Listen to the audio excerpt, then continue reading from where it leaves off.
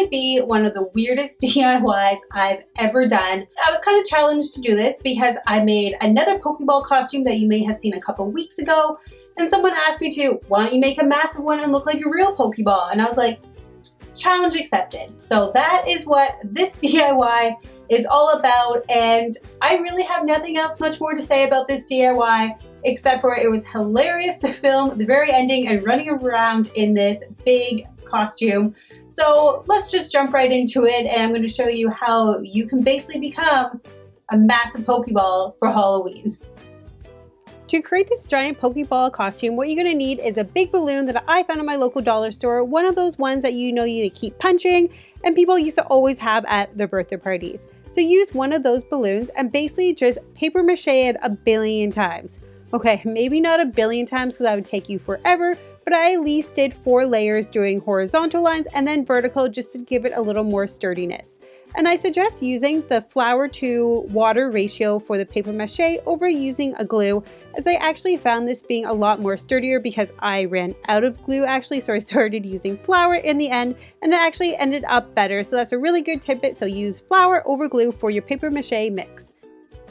Once you're done paper macheing and your balloon is fully dry, use a pair of scissors to poke a hole at the top to let all the air out and let it deflate. From there, cut 2 circles, one at the top and one at the bottom. These are basically going to be your head and your leg holes for your massive Pokeball costume. Use white spray paint to cover one half of the Pokeball, as later on you'll be using red to cover the other half.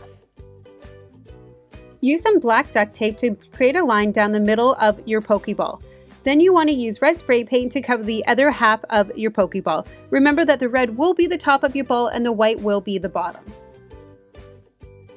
Using more black duct tape, cover over the line that you already had that we were kind of using as a guideline.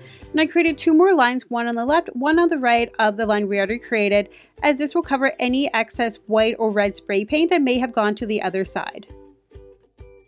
You may have seen this step in my past Pokeball costume that you can visit if you click here, but create 2 big circles, one white, one black out of some felt, and use a hot glue gun to tape it to the middle of the black belt that we just made out of the black duct tape.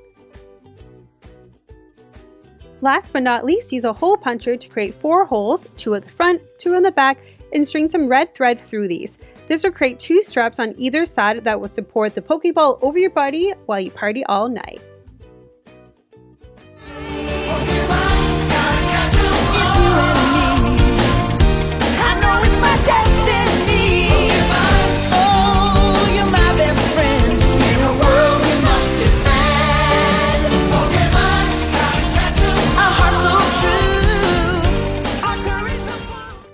And that was the most ridiculous DIY I've ever done.